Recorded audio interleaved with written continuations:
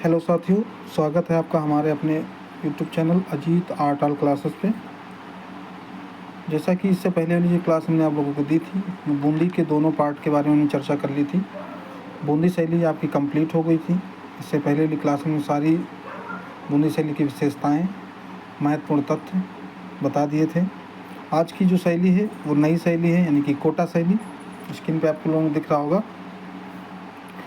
इस शैली के अंतर्गत ज़्यादातर यहाँ पे जो चित्र बने हुए हैं वो शिकार दृश्य के लिए जाने जाते हैं, जिसमें शेर, चीता, सुअर, पशु इत्यादि पशु जो पशु हैं वो चित्रित किए गए हैं। यानी कि यहाँ पे शिकार के लिए ज़्यादातर ये शैली प्रचलित है। वहीं आपको आगे लिखा हुआ है शिकार दृश्य के लिए प्रमुख है। कौन सी शैली है? कोटा शैली। इस चीज़ को याद रखिएगा कि शिकार दृश्य के लिए अगर कोई शैली प्रचलित है या प्रमुख है तो वो कोटा शैली है। तो इसके बारे में हम चर्चा करेंगे। इसकी स्थापना कैसे हुई, कब हुई, कहाँ पे हुई, किसके नाम पर हुई और किसने कब की, इसके बारे में संपूर्ण जानकारी आप लोगों को देंगे। विशेषताएं क्या हैं, चित्र कौन से हैं और चित्रकार कौन कौन से हैं इसके अंतर्गत, इसके बारे में जानते हैं। तो आइए हम देखते हैं। नंबर 1 पे क्या लिखा हुआ है? लिखा हुआ है हड़ौती राज्य में उपशाखा के रूप में जानी जाती है। ठीक है, जैसे कि हमने पहले बताया था कि मेवाड़, मारवाड़, हड़ौती और ढूंढार ये 4 प्रमुख जो हैं क्षेत्र हैं, राज्य हैं।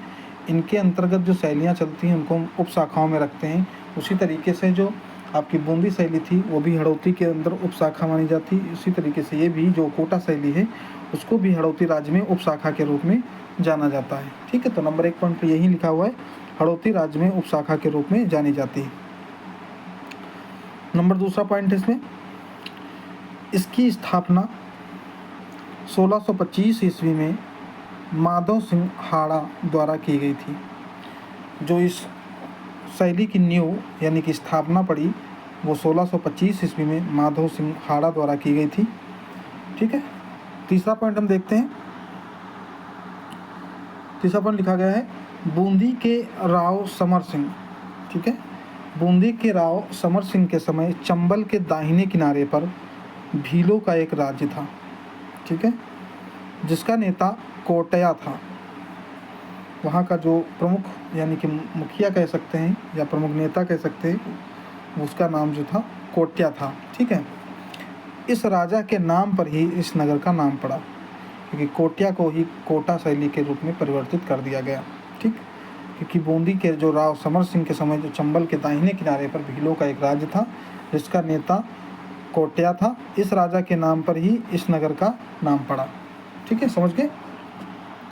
आगे हम देखते हैं नंबर 4 पे लिखा है पॉइंट, कोटा शैली को स्वतंत्र अस्तित्व देने का श्रेय राम सिंह को जाता है। जो इस शैली को स्वतंत्र अस्तित्व मिला वो सिर्फ और सिर्फ राम सिंह को ही श्रेय जाता है कि इस शैली को विकास हुआ। ठीक है, 5वां पॉइंट देखते हैं। लिखा गया है राव उमेश सिंह का समय कोटा शैली के लिए चरमोत्कर्ष काल रहा है। क्योंकि राव चरमोत्कर्ष हम इससे पहले भी चर्चा कर चुके हैं कि उस समय को बोला जाता है जिस समय ज़्यादातर चित्रांकन और ज़्यादातर चित्रों का निर्माण किया गया है। तो जो राव उमेश सिंह हैं उनके समय में कोटा शैली के जो हैं चित्रों का जो है ज़्यादा निर्माण किया गया है, ज़्यादा चित्र बने हुए हैं, इसीलिए इनके काल को चरमोत्कर्ष काल माना जाता है। अब हम बात कर लेते हैं यहाँ के जो प्रमुख चित्रकार हैं, किन किन चित्रकारों ने कार्य किया है, तो उनके बारे में चर्चा करते हैं। तो प्रमुख चित्रकार एक हेडिंग पड़ी हुई, उसी के आगे लिखा हुआ है हेमराज, रघुनाथ, नूर मोहम्मद, जोशी, गोविंद, दालूराम, गुमानी राम, लक्ष्मी नारायण आदि। ये इतने जो आपके प्रमुख चित्रकारों में इनकी गिनती होती है, जो कोटा शैली के अंतर्गत इन्होंने बहुत सारे चित्रों का निर्माण किया, बहुत सारे चित्र बनाए हुए हैं। ठीक है, तो ये कोटा शैली के अंतर्गत आपके चित्रकारों के नाम आते हैं। आगे हम देखते हैं, ये तो बात होगी यहाँ की प्रमुख चित्रकार और नामकरण। ठीक है, आगे हम देखते हैं यहाँ पे लिखा है प्रमुख चित्र। तो प्रमुख चित्रों के बारे में हम चर्चा कर लेते हैं, कौन कौन से चित्र यहाँ पे हैं। तो नंबर 1 पे लिखा गया है चित्र। देखिए, जो चित्र हम लिखवा रहे हैं ये बहुत ही इम्पॉर्टेंट चित्र हैं। ये ऐसे चित्र हम नहीं कोई लिखे हैं जो ना आए, इसी से इम्पॉर्टेंट है। कोई ना कोई चित्र अगर पूछा जाता है तो इन्हीं में से कोई ना कोई चित्र आपका पूछा जाएगा। तो इन चित्रों को नोट कर लीजिएगा या तो आप लोग एक बार देख लीजिए। हाथियों की लड़ाई नंबर 1 पॉइंट पे। नंबर 2 पे है आपका चित्र जंगल में चीता। नंबर 3 चित्र जो है नायिका के 18 श्रृंगार। नंबर 4 पर है गृहिणी रागिनी। नंबर 5 पे जो है पुरजन साल की शोभा यात्रा। तो ये जो 5 चित्र हैं, इधर के जो आपके 5 चित्र ये तो प्रमुख ही हैं, और हम 5 चित्र और बता रहे हैं आपको। नंबर 6 पे लिखा गया है योद्धा रूठी नायिका को मनाते हुए। ठीक है, ये नंबर 6 पे लिखा गया है योद्धा रूठी नायिका को मनाते हुए। नंबर 7 पे चित्र लिखा गया है गजेंद्र मोच। ठीक है, नंबर 8 पे काले हिरन का शिकार। नंबर 9 पे कांटा निकालते हुए नायिका। नंबर 10 पे राजा उम्मेद सिंह द्वारा एक पेड़ से बाघ का शिकार। तो ये 10 चित्र हैं आपके, बहुत ही इम्पॉर्टेंट चित्र हैं। ठीक है, जो कोटा शैली के अंतर्गत मुख्यतः रूप से जाने जाते हैं या मुख्य रूप से जाने जाते हैं। ये कोटा शैली के प्रमुख चित्रों में से गिनती की जाती है। इन 10 चित्रों को नोट कर लीजिएगा कहीं ना कहीं पे। ठीक है, आगे हम देखते हैं यहाँ की विशेषताओं को हम चर्चा कर लेते हैं। तो विशेषताओं में नंबर 1 पे लिखा गया है सर्वाधिक शिकार दृश्यों का चित्रण कोटा में हुआ है। जैसा कि हमने पहले चर्चा की है कि जो कोटा शैली है वो प्रमुख रूप से शिकार दृश्य के लिए ही जानी जाती है। कहीं पे अगर आता है कि शिकार दृश्य के लिए कौन सी शैली जानी जाती है, तो आप लोग याद रखिएगा कि कोटा के अलावा और कोई शैली ऐसी नहीं है जो शिकार दृश्य के लिए जानी जाती हो। इसलिए अपनी एक अलग पहचान लिए कोटा शैली है, जहाँ पर सिर्फ शिकार दृश्य के लिए ही प्रमुख मानी जाती है। ठीक है, दूसरा पॉइंट इसमें लिखा गया है सर्वाधिक कजली स्याही का 3 चित्रों में प्रयोग कोटा शैली में हुआ है। कजली स्याही यानी कि हल्का सा ब्लैक उनका जो यूज हुआ है रंगों का, वो 3 चित्रों में प्रयोग कोटा शैली में हुआ है। सर्वाधिक जो अगर कह सकते हैं, यानी सबसे ज़्यादा अगर कजली स्याही का प्रयोग हो तो 3 चित्रों में इसका सर्वाधिक प्रयोग किया गया है। अगला हम देखते हैं नंबर 3 पे लिखा गया है विशेषताओं में मुख्य चित्र के चारों तरफ हरे रंग की रेखा बनी है। जैसे आजकल आउटलाइन आप लोग ब्लैक कलर से करते हैं, उस तरीके से मुख्य जो चित्र होता था उस तरीके से चित्रों के बाहरी जो रेखा होती थी वो हरे रंग की बनाई जाती थी। ठीक है, नंबर 4 पे पुरुष आकृत जो वहाँ की बनी हुई है कोटा शैली के अंतर्गत, वो नाट्य कद की बनाई, यानी कि नाट्य कद वाली बनी है, यानी कि छोटे हाइट में दिखाया गया है। पुरुष आकृत को नाट्य कद में बनाया गया है। ठीक है, ये याद रखिएगा।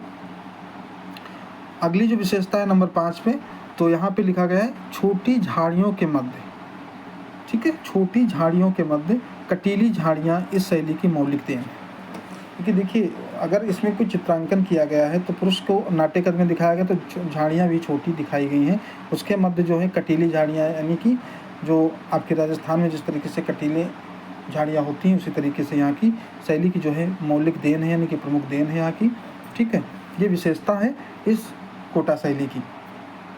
आगे हम देख लेते हैं महत्वपूर्ण तथ्यों में क्या क्या है।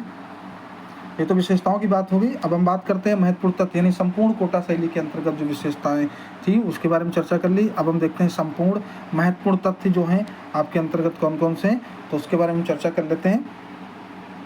तो नंबर 1 पे कोटा के उत्कृष्ट भित्ति चित्र देवता जी की हवेली तथा झाला जी की हवेली तथा राजमहल में देखने को मिलते हैं। कहने का मतलब ये है कि जो भी भित्ति चित्र हैं उन 3 हवेलियों में बने हुए हैं। जैसे कि हमने बताया देवता जी की हवेली, झाला जी की हवेली तथा राजमहल में देखने को मिलते हैं, यानी कि दीवारों पे यहाँ पे भित्ति चित्रों को उकेरा गया है, बनाया गया है कोटा के अंतर्गत।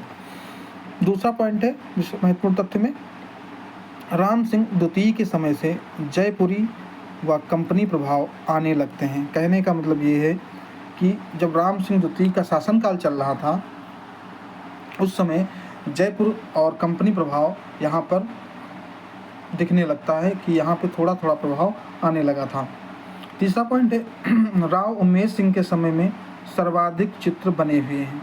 अब ये एक शासक थे आपके कोटा शैली के अंतर्गत राव उम्मेद सिंह, उनके समय जो है सर्वाधिक जो है शिकारों का, जो हमने बताया शिकार दृश्य के लिए जाना जाता है, तो शिकारों का जो है चित्र जो शिकारी चित्र हैं या शिकार चित्र हैं उनको ज़्यादातर बनाया गया है राजा राव उमेद सिंह के शासनकाल में।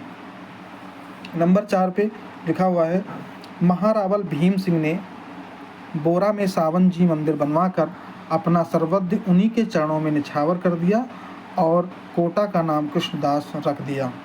जो महारावल भीम सिंह ये थे, उन्होंने बोरा में वहाँ का जो क्षेत्र था वहाँ पर सावन जी मंदिर बनवाकर अपना जो सर्वस्व है उन्हीं के चरणों में निछावर कर दिया था और इस कोटा जो नामकरण किया था उसका नाम कृष्णदास रख दिया, क्योंकि कोटा को बदल के कृष्णदास नाम हो गया था।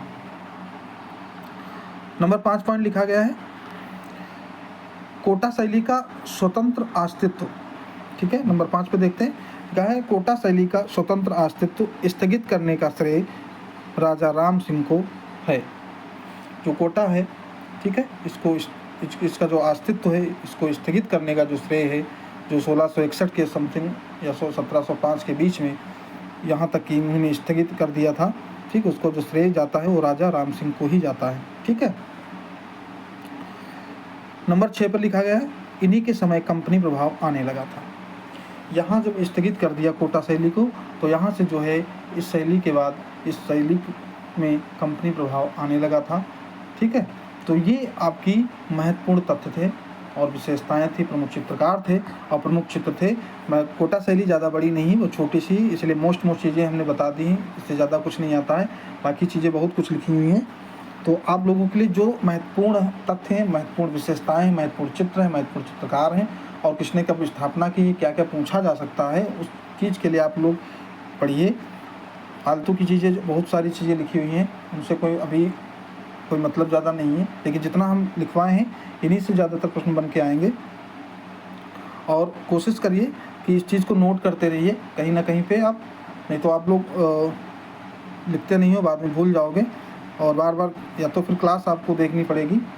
तो एक बार में नोट कर लीजिए कहीं ना कहीं पे और वीडियो को ज़्यादा से ज़्यादा लोगों को भेजिए और जुड़वाइए।